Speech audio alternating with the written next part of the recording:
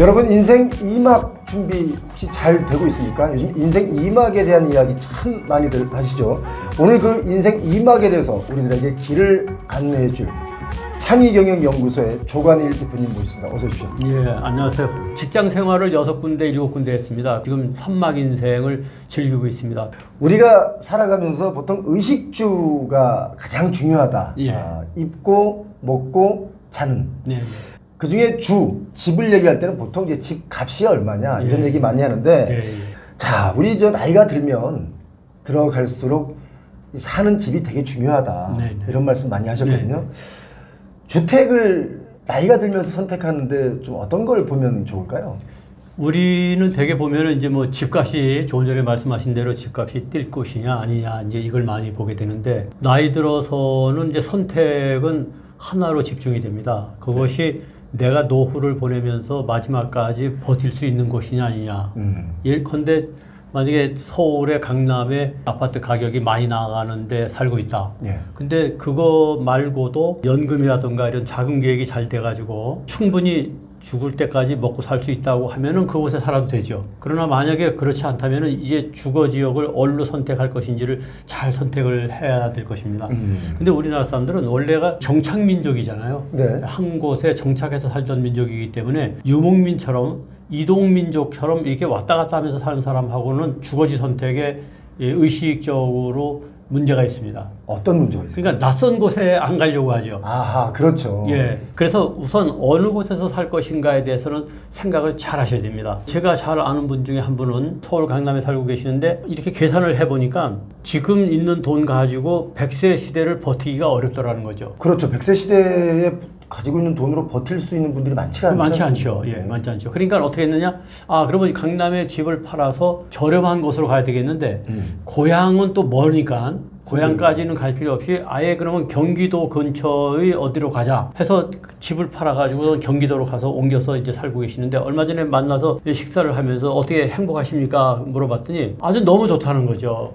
왜요? 우선은 고향 같은 그런 분위기인데다가 그리고 서울하고도 가깝고 그리고 여러 가지 여건상 뭐 서울에 사는 것 버금가도록 여러 가지 시설이 잘 돼 있고 그리고 병원도 가깝고 뭐 이런 등등 거기다가 더 중요한 것은 자금을 갖다가 이제 나눠서 쓸 수 있으니까 너무 좋다는 거죠. 그래서 우리가 노후에 주거지를 선택하는 데 있어서 좀 과감하게 할 필요가 있어요. 물론 고려사항은 있습니다. 첫째는 나이 들어서는 병원이 문제죠. 가까워야 되잖아요. 병원이 가까워야 됩니다. 그래서 노후에는 병원이 가까운 곳을 선택 기준 1번으로 봐야 된다는 것. 예. 두 번째는 어떤 게 있을까요? 두 번째는 자식들하고의 연결 관계가 어떻게 되느냐도 봐야죠. 굉장히 중요한 거거든요. 예, 그렇습니다. 나이가 들수록 계속 자녀분들도 궁금하고 보고 싶기도 하고 예. 또 자녀들은 바쁘니까 오라고 하면 또 자주 못 올 수도 있고. 예, 그렇습니다. 그래서. 예. 세 번째는 역시 교통이 좀 편리해야 되겠다. 자연인이라고 하는 텔레비전 프로 있잖아요. 보통 사람이 아닙니다. 그냥 자연인을 보면서 꿈꾸고 말이죠. 나도 저렇게 살아야 되겠구나. 그것은 그야말로 꿈깨라고 하는 꿈깨. 예, 그런 얘기를 아니 드릴 수가 없습니다. 그래서 그 프로그램이요. 시청률이 많이 나오는 이유가 예. 그냥 나는 할 수 없으니까 대리만족을 한다는 거래요. 그렇죠. 네. 맞습니다. 그 다음에 이제 또 한 가지 따질 것은 생활비가 많이 드는 곳이냐 아니냐. 돈이 많이 들어가면 안 되니까. 서울 같은 데가 교통편에 있어서는 전철을 타면은 이제 노후에는 공짜잖아요. 그렇죠. 공짜고 교통편도 편리하고 병원하고도 가깝고 한데 생활비가 확실히 더 들어요. 물가도 또 고스란히 반영이 되고 하니까. 그렇습니다. 제 고향이 강원도 춘천입니다. 강원도 춘천인데 춘천에 이제 동생도 살고 있고 친구들도 살고 있는데 자주 만나거든요. 네. 만나가지고 너 연금 얼마 받냐 하니까 이제 한 350 받는데요. 예. 350 가지고 어떻게 충분하냐? 충분하다는 겁니다. 어허. 근데 서울에 있는 친구들한테 350 가지고 너 살 수 있냐면 안 된다는 거예요. 그렇죠. 예, 생활비 차이가 확실히 차이가 납니다. 자금 계획을 잘 세워가지고 그 자금 가지고 100세 시대까지 나눠 쓰는 돈의 여유에 따라서 선택을 해야죠. 아하. 예, 그래서 그것을 고려해야 된다는 것. 그 다음에 이제 마지막으로 주택 가격. 네. 예, 구태여 비싼 곳에 갈 필요는 없는 것 아니겠습니까? 그래서 이런 거 저런 거 잘 따져가지고 하는데 저 개인적으로는 저는 만약에 100세 시대까지 더 이상 살기가 어렵겠다 싶으면은 춘천으로 가려고 합니다.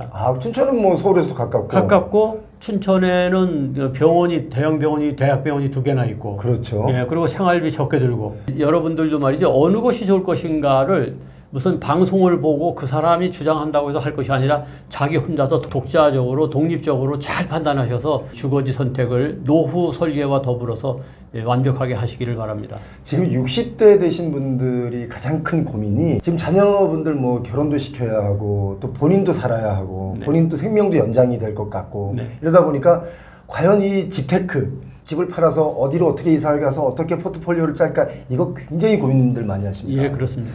전원주택 같은 데로 이사 가는 분들 있지 않습니까? 예, 예. 그런 건 어떻게 생각하세요? 그런데 전원주택이 어떤 면에서 보면 환상이에요. 젊은 시절에, 즉 제가 얘기하는 젊은 시절이라고 하는 것은 60대까지는 전원주택 생활을 하는 것도 괜찮을 수 있는데 네. 70대로 넘어가서는 전원주택의 일거리가 이것이 노동이 될 수가 있거든요. 너무 힘든 노동. 힘든 노동이 될 수 있습니다. 물론 이런 사람이 있어요. 어렸을 때부터 시골에서 자라가지고 전원주택의 일감이 몸에 밴 사람이 있어요. 몸에 최적화되어 있는 사람들. 예, 그런 사람은 당연히 전원주택을 가야 됩니다. 근데 저처럼 그것이 최적화되어 있지 않은 사람은 전원주택 가는 것이 엄두가 나지 않죠. 그래서 전원주택도 누가 가니까 갔더라 하지 마시고 나이 들었을 때 과연 상황이 어떻게 될 것이냐. 제가 주장하는 것 중에 멘탈 리허설이라는 게 있습니다. 아, 멘탈 리허설. 머리로 리허설을 해보는 거죠. 우리는 연극이라고 하는 것은 리허설을 미리 해볼 수 있지 않습니까? 예. 그런데 인생은 리허설을 할 수 없고 한 번 살면 끝이잖아요. 네. 그러니까 머릿속으로 리허설을 해보는 거죠. 어떤 리허설을 하느냐. 만약에 지금 이 방송을 보시는 분이 60대 초반이다 하면 70대 중후반 80대가 됐을 때를 미리 가서 머릿속으로 리허설을 해보라 이런 얘기죠. 그래서 과연 내가 75세, 80세가 됐을 때는 신체적 여건이 과연 어떻게 될 것인가. 예, 제가요, 지금 이 방송에서는 어떻게 보이실지 모르는데 70대 중반을 넘어서고 있습니다. 나이가. 아, 진짜요? 예, 그렇습니다. 그런데 확실히 60대 때 다르고 70대 초반 때 다르고 예. 그리고 70대 중반 돼서 다릅니다. 이것은 경험해보지 않으면 모릅니다. 그렇기 때문에 멘탈 리허설을 머릿속으로 리허설을 잘 하셔가지고 과연 내가 70대 후반에도 지금과 같은 컨디션을 유지할 것이냐 그것 꿈 깨셔야 됩니다. 그래서 예, 리허설을 해보셔가지고 예, 전원주택을 갈 것인지 제가 늘 주장합니다만은 노후에 우리가 예, 2막 인생 또는 3막 인생이라고 하지 않습니까? 네. 그러면 이제 1막 인생, 3막으로 보는 사람들은 1막 인생을 이제 학창 시절을 1막으로 보는데 네. 2막 인생은 직장 생활한 경우. 네. 그럼 우리가 2막 인생에 들어가기 위해서 공부 아주 빡세게 하지 않습니까? 맞죠. 마찬가지로 3막 인생 들어가려도 공부를 빡세게 해야 됩니다. 아, 그래야지 생긴 대로 그냥 살면 안 된다 이런 얘기죠. 야, 오늘 우리 대표님을 제가 모시길 정말 잘했다. 아주 귀에 쏙쏙 들어오게. 고맙습니다. 일단 말씀을 요약하면 기본적으로 주거를 옮기거나 어떤 것을 할 때는 좀 과감할 필요가 있다. 네. 계속 시간을 끌지 말고 어떤 생각을 딱 하고 멘탈 리허설을 통해서 네. 행동을 과감하게 해라. 네, 네, 맞습니다. 오늘 우리 선생님 말씀 정말 잘 듣고 한 가지 배웠습니다. 우리가 행복한 삶을 살기 위해서는 꼭 내 집은 한 채는 있어야 한다. 그래서 내 집 마련을 이제 젊은 청년들도 그렇고 이제 사시는 분들이 다 1순위로 꼽아요. 네. 이렇게 내 집을 마련하는 것만큼 중요하게 우리가 미래를 준비한다면 네, 네. 어떤 것들을 준비하는 게 좋을까요? 예, 지금까지 이제 집에 대해서 주거지 선택에 대해서 이제 말씀을 드렸는데 그 집만 중요한 게 아니라 노후에 과연 내가 멋진 노후를 살려면은 무엇을 준비해야 될 것이냐. 은퇴 경쟁력을 키워야 되는데 은퇴 경쟁력을 7가지로 요약해서 말씀드릴게요. 네. 첫째는 꿈 경쟁력. 뭡니까? 꿈이 다른 사람에 비해서 경쟁력이 있느냐 이런 얘기죠. 목표가 과연 노후에 어떤 꿈과 목표와 희망을 갖고 있는가를 한번 생각해 봐야 된다는 얘기죠. 아, 아니 근데 선생님 어떤 분들은 네.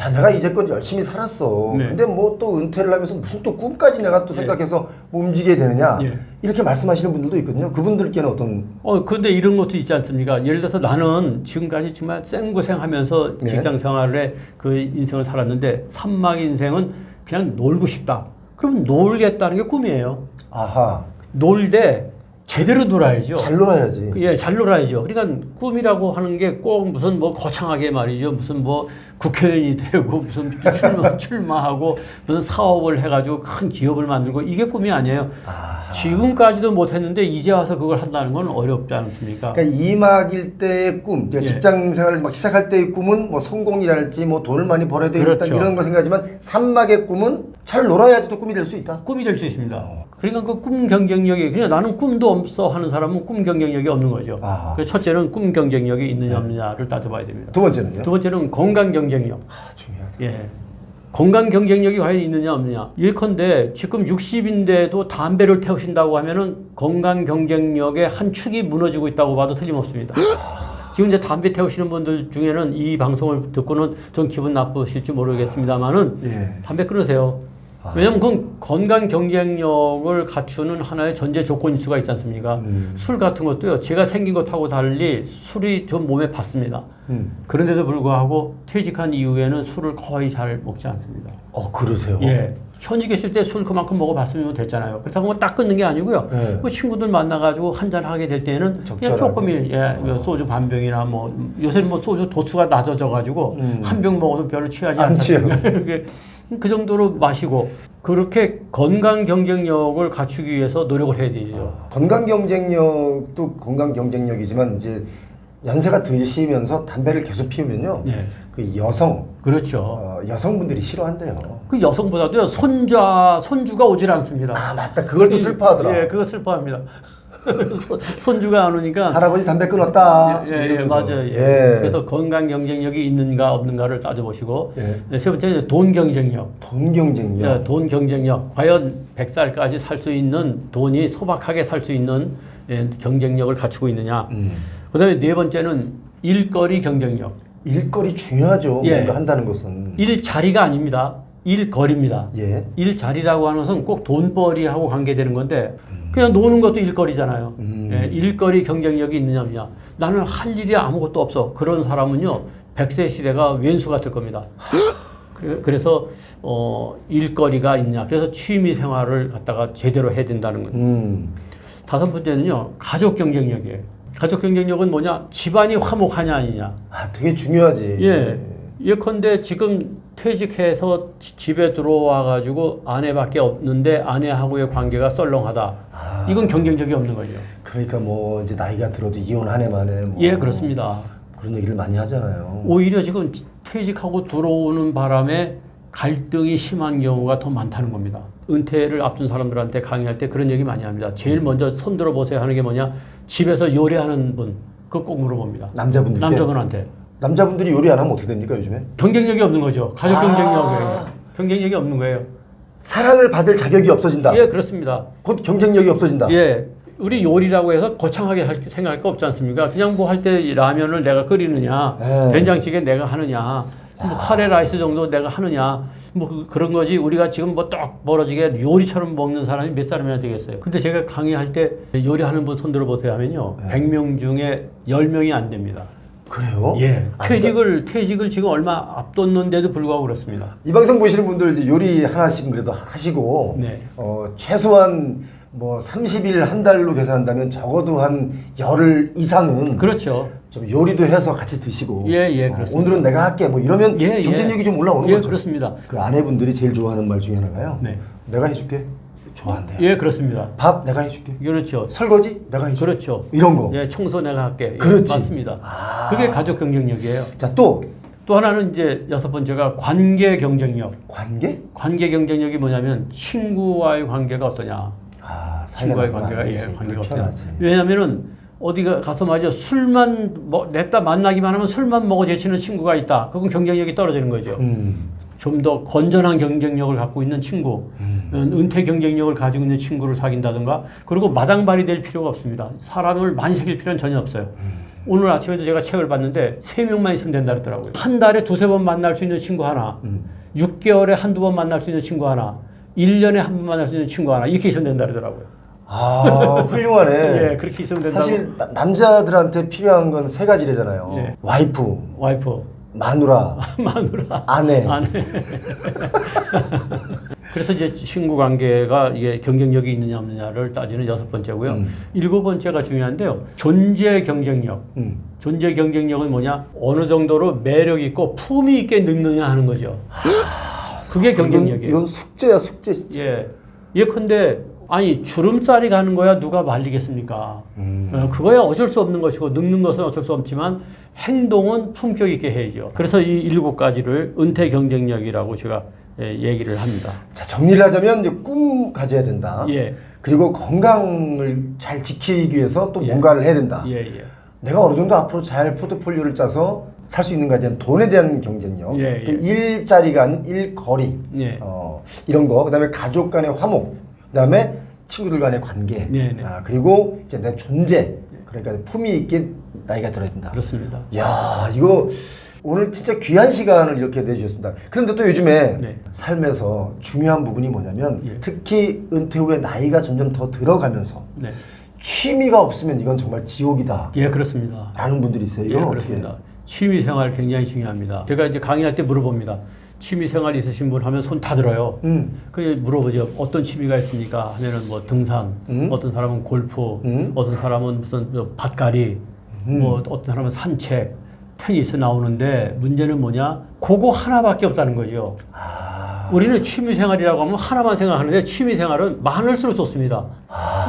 등산이 취미라고 해서 늘 등산만 다닐 수는 없잖아요. 그렇죠. 예, 예. 그 얼마나 지루하겠어요. 등산을 가다가 매일 등산만 한다? 그 지루한 겁니다. 밭갈이 한다고 매일 밭갈이만 한다? 그 힘들죠. 그렇지 않습니다. 그래서 취미 생활도 공부를 해야 됩니다. 취미마저 공부. 예, 공부를 해야 됩니다. 저는 지금 취미 생활 중에서 이제 한 서너 개를 하고 있습니다. 하나는 뭐냐면 이제 아내하고 매일 산책을 합니다. 그 다음에 아침 새벽 6시에 일어나면 저 혼자서 운동합니다. 그 다음에 어떤 때는 등산합니다. 그리고 이제 한 달에 한 번 정도는 고향인 춘천에 가서 밭농사 짓습니다. 다양한 걸 그냥 예, 하는 거네요. 그러니까 제 본업인 강의하고 책 쓰는 거 말고도 네. 그 다음에 유튜브 합니다. 오. 그렇지 않습니까? 유튜브 현재 22만 명의 구독자가 있는데 네. 이게 다 취미 생활이죠. 저의 놀잇감이죠. 죄송합니다만은 네. 남들은 정말 막 쇠가 빠지게 열심히 유튜브 활동을 해도 네. 20만은커녕 2만도 가기 어렵거든요. 정말로? 그게 어떻게 운이 좋았죠? 저걸 즐겁게 하셨구나. 예, 예, 그렇습니다. 그냥 일주일에 한 번 정도, 장비도 저는 38,000원밖에 안 들어갔어요. 딱 38,000원. 예. 그래 놓고는 제 서재에 제 사무보는 책상이죠. 글 쓰는 예. 책상. 거기서 이제 제 스마트폰 놓고 산발이 15,000원짜리 하고, 그 다음에 이 폰 15,000원짜리. 예. 그렇게 하고, 조명 8,000원짜리. 그냥 예. 38,000원이잖아요. 투자 대비 너무 많은 그 수익을 거두는 거 아닙니까? 그러고는 이제 놀이처럼 말이죠. 여러분 안녕하세요. 조관일입니다. 이렇게 하면서 방송하는 거죠. 이야, 대단하십니다.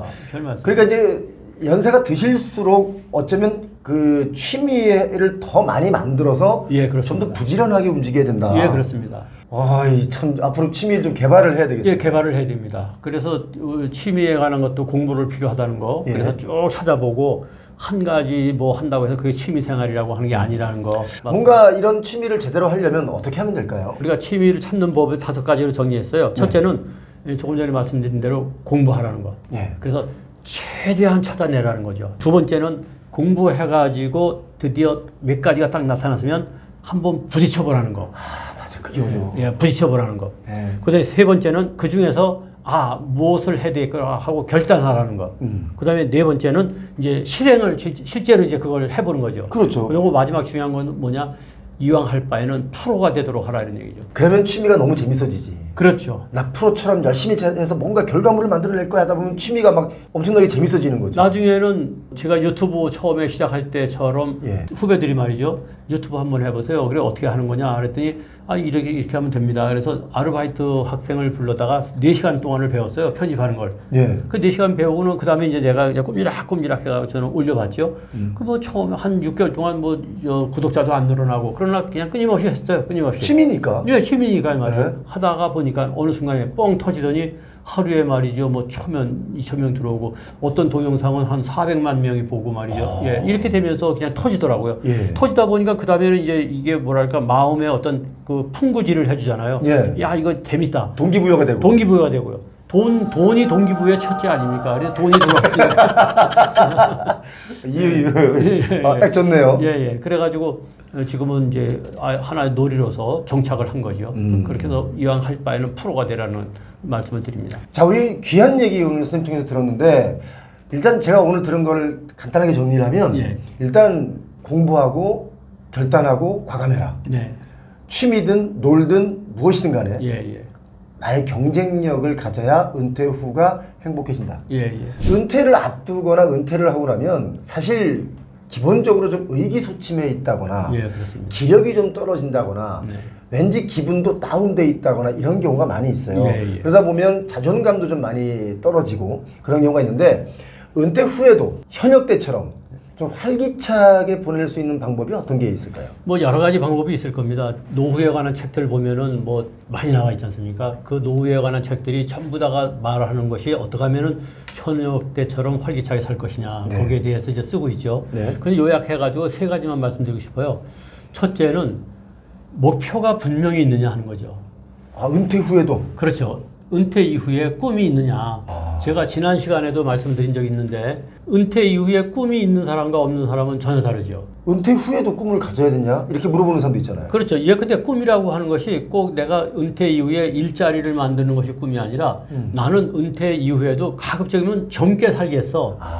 이것도 꿈이거든요. 꼰대처럼 늙은이 소리를 듣지 않으면서 와 어떻게 저 나이에도 저렇게 활동을 할 수 있냐 하는 소리를 듣겠어. 이게 꿈이거든요. 그렇지. 그러니까 젊게 살겠어 하면은 모든 게 달라집니다. 저 같은 경우 이제 퇴직해가지고 젊게 살겠어 이렇게 꿈꾸다 보니까 주위에서 조언해 주는 것이 팍팍 꽂히더라고요. 그 중에 하나가 이제 저희 며느리가 아예 아버님 파마하세요. 파마를 해버린 거예요. 예. 아, 지금 되게 젊어 보이시고, 아, 이게 곱슬머리가 아니고 파마 예, 머리십니까? 파마 머리를 한 거예요. 야, 내가 이 나이에 무슨 파마를 해가지고 뭐에다 써먹겠냐? 이렇게 하면 그게 늙은 거예요. 그래? 파마를 하면은 뭐가 좋지? 아니, 파마하면은 이왕이면은 전국회담에서 강의하는데 남들이 볼 때 좀 뭔가 있어 보이잖아요. 아, 그래, 있어 보인다? 그러면 하자. 그 파마를 하나 하는데도 결단이 필요하더라고요. 예. 예, 이것도 미장원에 3번이나 갔다가 말이죠. 바깥에서 기웃기웃하다가는 들어가지 못하고 예. 창피해서. 왠지 모르게 내가 하던 행동이 아니니까. 예, 그렇습니다. 평생 이 공무원 머리 해다가 말이죠. 그래서 어느 날 3번째 왔다가 말이죠. 아내한테 꾸지람을 듣고 예. 그것도 마음대로 못하고는 어떻게 노후를 살려고 하느냐 그래서 뛰어들어갔죠. 뛰어들어가서 파마를 하고 났더니 중요한 사실은 뭐냐. 예. 헤어스타일을 바꿨는데 라이프 스타일이 바뀐다는 사실입니다. 와, 지난번에 이어서 계속 지금 명언을 쏟아내고 계세요. 저 같은 경우 파마 머리를 하고 난 이후부터는 넥타이를 한 번도 산 적이 없습니다. 아, 이제 뭔가 좀 약간 더 내추럴하게. 자연스럽게. 예. 그렇죠. 내추럴하게 말이죠. 뭔가 생각이 있어 보이고 미래가 있어 보이고 파마 한 번 한 걸로. 한 거 가지고 말이죠. 남들이 봤을 때 그렇지 않습니까? 뭔가 계획이 있는 사람 같지 않습니까?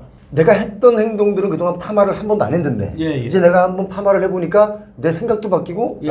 라이프 스타일이 바뀝니다. 그래서 반드시 목표와 꿈을 가지고 있어야 된다는 거. 그래야지 현역 때처럼 활기차게 됩니다. 두 번째는요. 예. 세상과 만나셔야 됩니다. 그렇죠. 무슨 얘기냐면 움츠러들고 집에만 가만히 밖에 있으면 안 됩니다. 특히 남성의 경우에는 남자의 경우에는 제일 먼저 만들 것이 명함부터 만드셔야 됩니다.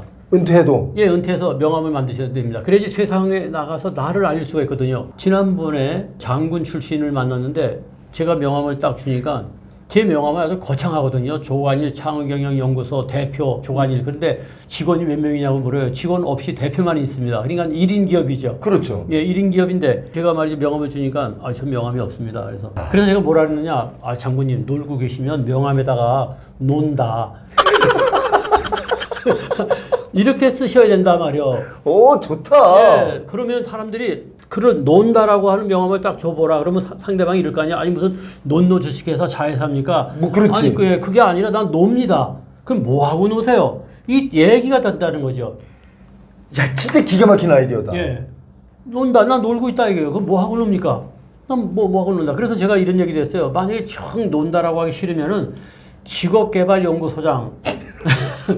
무슨 직업을 개발합니까? 지금 내 직업을 개발 중에 있는데 아직 개발이 안 끝났단 말이에요. 얘기가 나오지 않느냐. 그리고 얼마나 당당하냐 이게.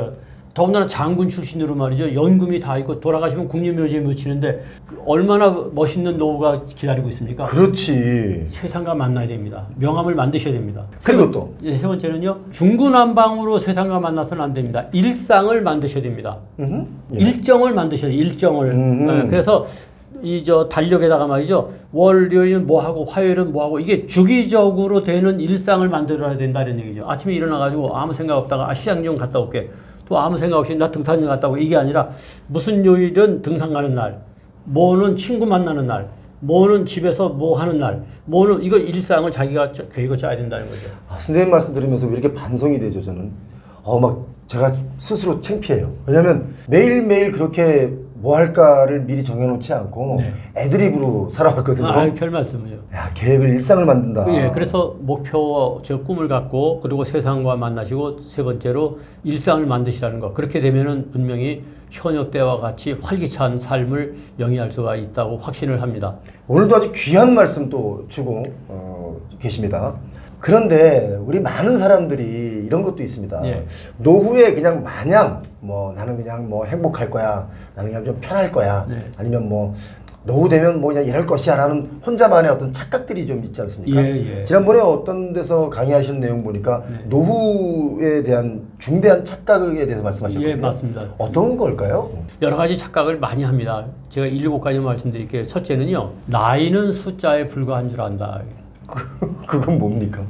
우리가 흔히 그런 얘기 많이 하죠. 나이는 숫자에 불과하다. 예. 그런데 나이의 무게가 엄청나다는 거죠. 즉 60살 때 퇴직하자마자 나이는 숫자에 불과해. 앞으로 40년 남았어. 해가지고 계획을 지금 60살 때와 똑같은 계획을 40년을 짜면은 분명히 실패합니다. 그럼 어떻게 해야 됩니까? 이게 가면 갈수록 체력도 떨어지고 여러 가지 여건이 나빠진다는 걸 감안하면서 계획을 짜야죠. 그러니까 예를 들어서 일주일에 한 번 등산하던 것도 80대에서도 일주일에 한 번 등산하기는 어려운 거거든요. 네. 예, 그러니까 계획을 짤 때에 나이의 무게를 감안해서 계획을 짜야 된다는 겁니다. 제 경험으로는 제가 늙어봐서 아는데 75세부터 체력적으로 그리고 의욕이 꺾어져요. 사람마다 물론 다르겠죠. 다르겠지만 그렇죠. 저 같은 경우 보면은 75세가 되면서부터 의욕이 내가 왜 이러지? 일부러 의욕적으로 활동을 하려고 해도 귀찮아지고 아유 그거 해서 뭐 할까? 이런 생각이 지금까지 열심히 살아왔음에도 불구하고 옛날 같지 않아요. 두 번째는 인생이 60부터인 줄 안다. 아니다 이런 얘기죠. 인생은 60부터라는 말 많이 하잖아요. 맞아요. 예. 야, 뭐 이제 은퇴했지만, 내 퇴직했지만 인생 60부터야. 지금부터 가는 거야. 예. 말은 이렇게 하는데 예. 돌아서는 뒷모습 어깨가 약간 굽어 있고 그렇습니다. 처져 있고. 그런데 인생이 60부터라고 하는 말은 양면성이 있어요. 어떤? 그러니까 60부터 지난 2막 인생보다 3막 인생이 더 활알 타올 거라고 하는 기대는 안 하는 게 좋습니다. 생각해보세요. 2막 때 못한 사람이 3막 때 할 리가 없지 않습니까? 그렇지. 예. 그러니까 인생은 60부터라고 하는 것은 거짓말이라고 하는 것을 아시되 단 인생이 60부터라고 하는 게 진리성이 하나 있어요. 그게 뭐냐면 이제는 하고 싶은 걸 할 수 있다는 거죠. 그동안에는 하고 싶은 걸 못하고 그냥 쫓기듯이 살았고 상사가 시키는 걸 일하고 아이들 때문에 말이죠. 먹고 싶은 것도 못 먹고 여행도 못 다니고 휴가도 말이죠. 1년에 몇 번밖에 없으니까 이 여러 가지로 이 통제를 받지 않았습니까? 네. 그러나 이제는 60부터니까 퇴직했으니까 일어나는 것도 마음대로 일어날 수 있잖아요. 아침에 잠에서 일어나는 것도. 인생이 60부터라는 게 뭐냐면 내 하고 싶은 일을 할 수 있다는 거죠. 그런 면에서는 인생은 60부터인 게 맞는데 그게 아니라 이제 60부터 더 활활 불탈 수 있다고 하는 착각에서는 깨나셔야 된다 이런 얘기를 드립니다. 그러니까 인생 60부터란 말은 더 활활 타오르는 게 아니다. 예. 그럼 뭐 내리막길입니까? 내리막길이니까요. 근데 내리막길이 중요한 게 뭐냐? 오르막길보다 내리막길이 쉽잖아요. 등산도 올라갈 때보다 내려갈 때가 쉽잖아요. 더 위험해요, 근데. 위험하지만 쉽잖아요. 그렇죠. 힘이 덜 들잖아요. 예. 그러니까 이제는 힘 들어서 일할 이유는 없다는 거죠. 그래서 그런 말이 있지 않습니까, 선생님? 할 수 있을 때 하지 않으면 네. 나중에 하고 싶지 않을 때 해야만 된다. 좋은 말이에요. 예, 맞습니다. 그러니까 뭔가 할 수 있을 때 네. 여러분 다 하시기 바랍니다. 예, 그렇습니다. 자, 그리고 또 뭐가 있을까요? 예, 세 번째 착각은 고령화 시대 하니까 늙어서 죽을 때까지 일해야 되는 줄 압니다. 응? 지금 그러고 있지 않습니까? 바로 이제 그 문제죠. 지금 수많은 책들이 고령화 시대에 뭐라고 얘기하냐면 죽을 때까지 일해야 된다. 이렇게 쓰고 있습니다. 저는 놀기를 권합니다. 근데 놀고 싶어도 생활비가 없어서 지금 저희가 저희 자료를 보니까 70대 4명 중에 한 분이 지금 일을 하고 있다는 거예요. 근데 그 일을 하는 이유가 생활비가 없어서라고. 예, 맞습니다. 그러니까 사람마다 케이스 바이 케이스죠. 생활비 자체가 없는 분은 당연히 일하셔야죠. 그러나 늙어 죽을 때까지 일해야 된다는 건 어떤 면에서 보면은 슬픈 것일 수 있어요. 어떤 사람은 이런 얘기하죠. 김영석 교수님 같은 경우 보면은 105세신데도 저렇게 일을 하신다. 송혜 선생님이 90이 넘어서도 사회를 봤다. 근데 이거 아셔야 돼요. 그런 분들은요, 단군 일에 한 번 나타난 분들입니다. 그러니까 아무나 105세까지 강의하는 게 아니고 저 같은 경우도 어떤 생각하느냐. 지금 강의를 다닙니다만은 현재 계획은 80살까지만 강의하려고 합니다. 80 지나면은 사막 인생을 맞이하려고 그래요. 놀라 그럽니다. 그때는. 더 열심히 놀으시려고. 예, 놀려고요. 지금은 일을 하지만 근데 그때 가서는 그러면 죄송하지만 뭘 하고 놀 수 있을까요? 80대. 그래서 지금 이제 또 연구하는 거죠. 뭐라고 놀까를? 예, 뭐라고 놀까를 또 연구하는 거죠. 80대 이후에는 뭘 하면서 놀 것이냐. 단 하나 꿈은 있습니다. 무슨 꿈이 있느냐? 선한 영향력을 이 세상에 영향력을 미치겠다. 그런 꿈은 가지고 있어요. 야, 선생님 나오실 때마다 이런 말씀 제가 반복해서 드리는데요. 정말 많이 배웁니다. 아유, 별 말씀을. 저를 깨닫게 해주는 것 같습니다. 자, 착각 네 번째. 네 번째는 100세 시대, 100세 시대 하니까 아직도 40년이 남은 줄 알아요. 맞다. 자꾸만 책에 그렇게 써요. 뭐 앞으로 50살에 퇴직했으면 아직도 50년이 남았다. 근데 지나간 50년과 지금 남아있는 50년은 이건 질적인 면에서 전혀 다른 겁니다.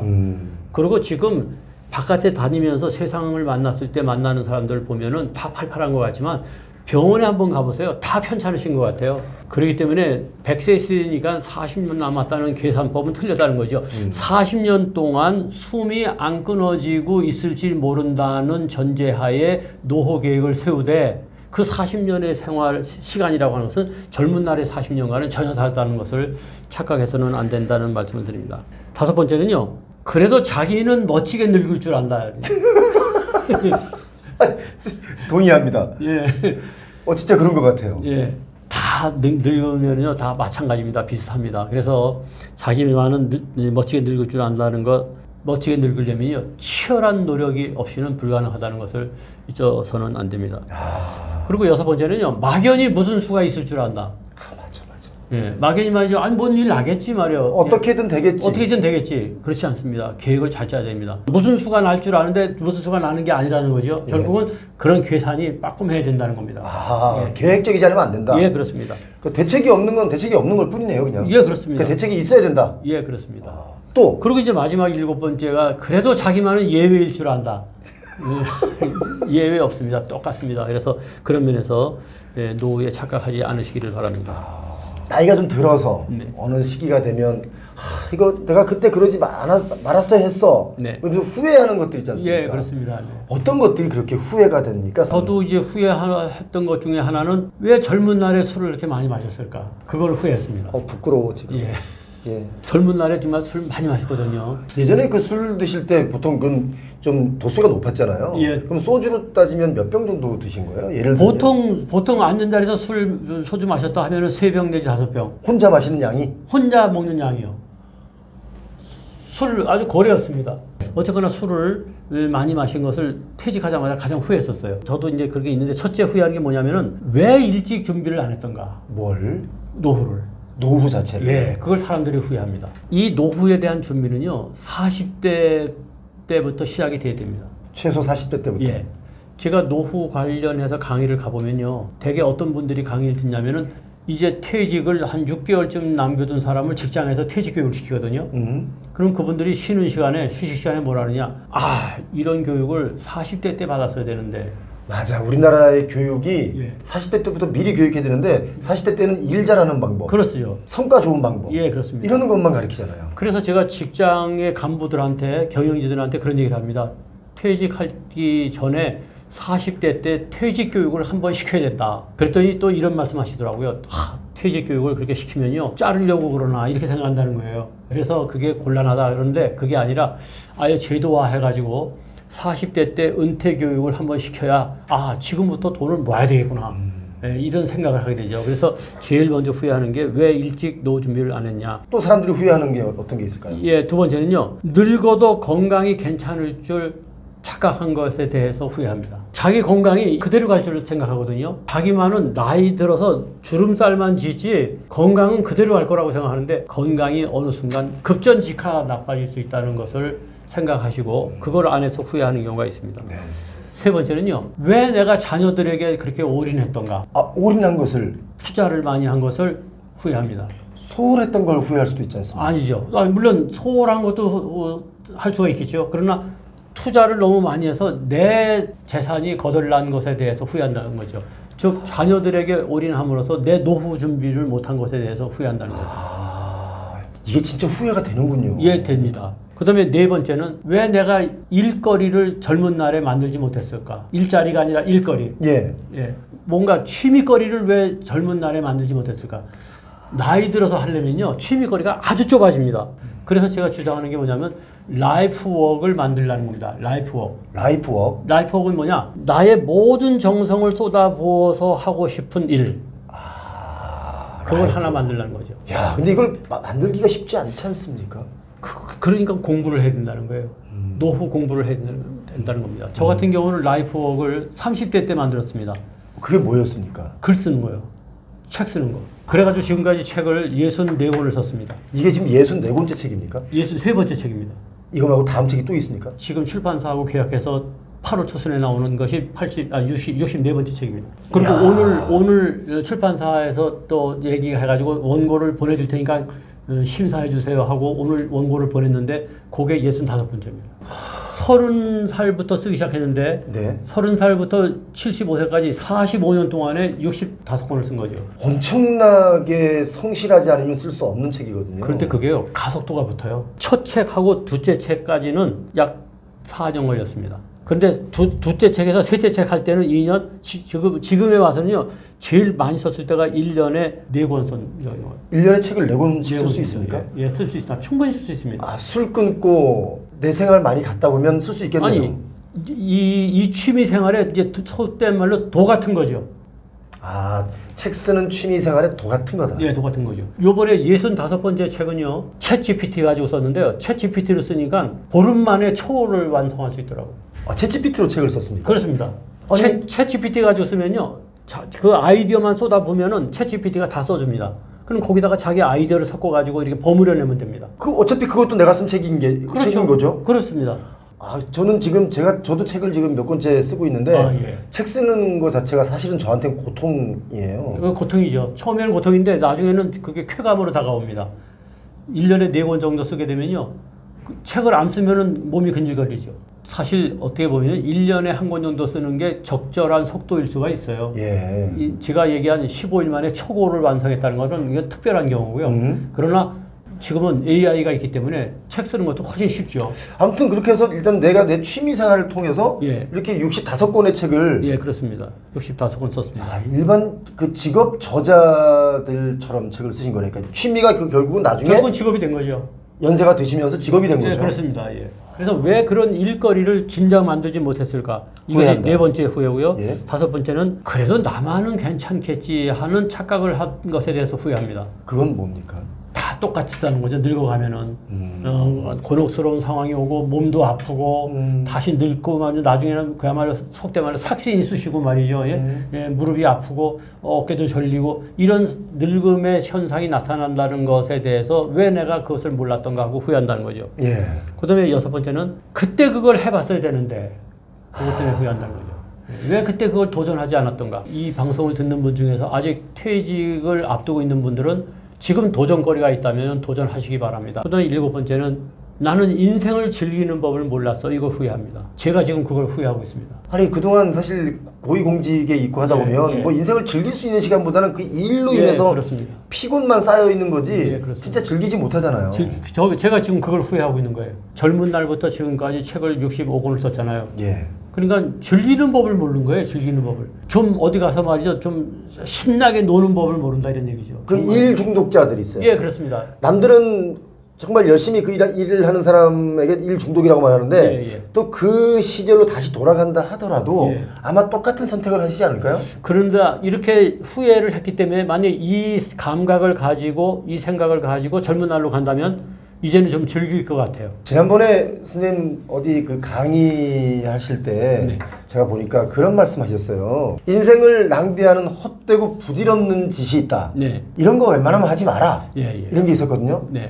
이제 연세가 드시면서 이런 것이 좀 후회될 수도 있잖아요. 네, 그렇습니다. 보통 어떤 게 그렇게 부질없는 행동이었을까요? 인생을 낭비하고 후회하는 부질없는 짓을 뭐 많겠죠. 사람마다 다를 것이고 제가 10가지만 소개해 드릴게요. 첫째는요. 내 앞도 못 닦으면서 남 걱정하는 거, 인생 부질없는 거죠. 오지랖 넓다 그러잖아요. 예. 예컨대 지금 보면요. 자기 코가 석자인데 늘 정치 무슨 뉴스 보면서 말이죠. 정치 걱정하고 그거 부질없는 거. 그 국회의원들이 알아서 할 겁니다. 오죽 화가 나니까. 네, 그렇죠. 계속 그 보고 막 이러는 거죠. 근데 예. 또 그런 거 있잖아요. 연예인 걱정하지 마라. 예. 이런 것도 있고 막 그러는데 아무튼 남의 인생에 그렇게 너무 걱정하지 마라. 예, 그렇습니다. 오지랖 넓게 다른 걱정하지 말고 내 걱정부터 하자는 거죠. 아. 두 번째는 인간관계나 사랑이라고 하는 게 영원할 줄 알고 거기에 매달렸던 거. 예, 이거 부질없는 짓이죠. 마당발 되지 마십시오. 절대로. 우리는 되게 한국 사람들이 마당발을 좋아하죠. 근데 마당발, 그게 에너지를 낭비하는 겁니다. 피곤해요. 피곤한 겁니다. 마당발 절대 되지 마시고 사람은요 그냥 적절한 인원 새기면 됩니다. 예컨대 저한테 페이스북 친구들이 이제 친구하자고 이렇게 들어온 것을 제가 친구하자고 한 것은 거의 없습니다. 없고 친구하자고 들어온 것을 그냥 좋습니다 하고 친구 받아준 것이 지금 한 5천 명 가까이 되는데 문제는 뭐냐? 우리가 그것에 보고 말이죠. 무슨 그 사람들이 글 올린 거 보고 무슨 좋아요 누르고 뭐 이런 데 신경 쓸 필요가 없잖아요. 그거 다 부질없는 짓이에요. 그래서 인간관계가 영원한 줄 알고 사람 사귀는데 인생을 낭비하는 것, 이거 부질없는 짓이라는 것. 맞아. 사랑도 네. 그렇게 없으면 막 죽을 것 같이 사랑하던 그런 연인들도 맞습니다. 돌아서서 세월 지나면 그냥 시절 인연, 네, 그렇죠. 시절 인연이었다고 치부해 버리잖아요. 그렇죠. 예, 맞습니다. 돌이켜보면 참 부질없었다 생각이 드는데 또 한편으로 돌아가서 생각해 보면 그래도 그 시절이 있어서 예. 지금 내가 있는 게 아닌가. 예, 그런 것도 있죠. 예. 예, 그렇습니다. 자, 또 부질없는 게 어떤 게 있을까요? 그다음에 다 지난 일을 후회하느라고 시간 보내는 거. 이미 끝난 거 후회하면서 말이죠. 그때 그거 자꾸만 생각하지 곱씹지 말라는 거죠. 예, 지나간 일은 그냥 지나간 것으로 그냥 끝내라는 거죠. 네. 그다음 네 번째가 쓸데없이 남의 시선을 의식해가지고 자기 할 짓을 못하는 거. 이게 부질없는 짓이죠. 예, 남의 시선 너무 의식하지 마십시오. 사실 그 보통 왜 나 옷 뭐 입을까? 예, 뭐 예. 이 옷 괜찮아? 예, 예. 아 이거 나 어제도 입었는데 오늘 예. 또 입으면 예. 뭐라 그러지 않을까? 예. 이런 말씀들 많이 하거든요. 그런데 정작 가까운 사람도 어제 그 사람이 무슨 옷을 입었는지 기억을 못 해요. 그렇습니다. 여러분 혹시 기억나십니까? 저는 어제 만난 사람이 똑같은 옷을 입고 와도 예. 정말 옷이 막 특별히 막 무늬가 있고 막 이상하면 이거 어제 입은 옷인데 금방 알 수 있겠지만 예, 그렇죠. 보통 뭐 일반 옷들은 그렇지 않기 때문에 기억을 못 하거든요. 그런데 예, 맞습니다. 너무 그렇게 막 매달리지 마라. 사람이 낯이 두꺼울 땐 두꺼워야 된다는 거죠. 너무 남을 의식해가면서 살지 말라고 하는 말씀을 네 번째로 드립니다. 다섯 번째는요. 일어나지도 않을 일을 미리 걱정하면서 고민하는 것. 이것도 다 부질없는 짓입니다. 그리고 여섯 번째는요. 자신을 망가뜨리는 일에 푹 빠져서 세월을 보내는 것. 아, 그게 뭐가 있을까요? 제가 후회하는 거 있다 그랬죠. 술 마신 거 이런 거. 자기 망가뜨리는 일에 푹 빠져서 뭐 여기는 그런 분 안 계시겠습니다만 하여간 젊은 사람이 무슨 마약 같은 거 한다 보면 그야말로 자기를 망가뜨리는 일에 인생 완전히 버리는 거죠. 그다음에 일곱 번째는 섭섭한 감정에 사로잡혀서 복수를 꿈꾸는 것. 아, 같이 망가지잖아요. 섭섭한 감정에 사로잡혀서 복수를 꿈꾸는 것. 일곱 번째고 여덟 번째는 남과 비교하면서 괴로워하는 것. 저 친구는 말이지 저렇게 사는데 나는 왜 이렇게 됐을까? 이거 정말 부질없는 겁니다. 나는 납니다. 보통 제가 생각할 때는 선생님 사람이 불행해지는 이유 중에 가장 큰 이유가 뭐냐라고 묻는다면 아마 타인과 나를 비교하면서 생긴 그 내적 갈등. 그렇습니다. 여기서 오는 것이 마음의 병이 돼서 힘든 경우가 되게 많아요. 예, 그렇습니다. 예. 그게 노후에도 그런 현상이 많이 벌어집니다. 남하고 비교하면서 괴로워합니다. 그거 부질없는 겁니다. 그래서 제가 뭐라 그랬느냐? 자기 세상을 만들라고 늘 강조합니다. 남하고 비교하지 말고 나는 나다. 이게 굉장히 중요한 겁니다. 네. 그래서 남과 비교하면서 괴로워하는 것 부질없는 것이다. 그 다음에 아홉 번째가 다 큰 자식 걱정에 잠 못 이루는 것. 이거 참 부질없는 짓입니다. 어머님들. 예, 다 큰 자식은요, 이제 독립시키면 그걸 끝나요. 물론, 부모로서 많은 재산을 남겨주고 싶은 욕심이 있는 거 누가 부정하겠습니까? 돈이 있으면 남겨주지요. 그런데 지금 내 살 치닥거리도 못 되면서 이미 30대, 40대 된 자식 걱정하면서 노심초사하는 것 부질없는 짓이다 하는 말씀을 드립니다. 마지막으로, 잘 나가던 때를 못 잊어서 과거에 얽매여 사는 것, 이게 부질없는 것이죠. 내가 왕년엔 말이죠. 제가 얼마 전에 동네 사람들을 만났는데 그 중에 한 사람 보니까 왕년에 내가 이 뭐 했다는 얘기를 그냥 밑도 끝도 없이 줄기차게 얘기하는 거예요. 네. 근데 가만히 보니까 참 인생 헛살고 계시는구나. 예, 왕년이 무슨 의미가 있어요? 지금이 중요합니다. 지금이 중요하다는 거 잊지 마시고 네. 잘 나가던 때를 못 잊어서 과거에 사는 것은 다 부질없는 짓이라는 말씀을 드립니다. 저는 이제 선생님 말씀하신 대로 네. 인생을 낭비하는 그 정말 헛되고 부질없는 행동 10가지 네. 중에 저는 한 가지를 제가 좀 더 하나 얹고 싶은 게 뭐가 네, 있었냐면 누군가를 미워하는 거 네. 그거 정말 나에게 안 좋은 거다라는 예, 생각을 맞습니다. 예, 했어요. 맞습니다. 맞습니다. 저도 누군가를 좀 미워해 본 적이 있거든요. 예, 저도 있습니다. 네. 저도 있습니다. 그 그런- 부질없죠. 예, 그런데 시간이 이렇게 있는데 내가 미워하는 그 사람은 내가 미워하는 줄도 몰라요. 그럼요. 결국 나만 손해인 거예요. 예, 그렇습니다. 그래서 누군가를 미워하게 된다면 예. 아예 미워하지 않으려고 애를 써라. 예, 예. 그랬으면 좋겠다.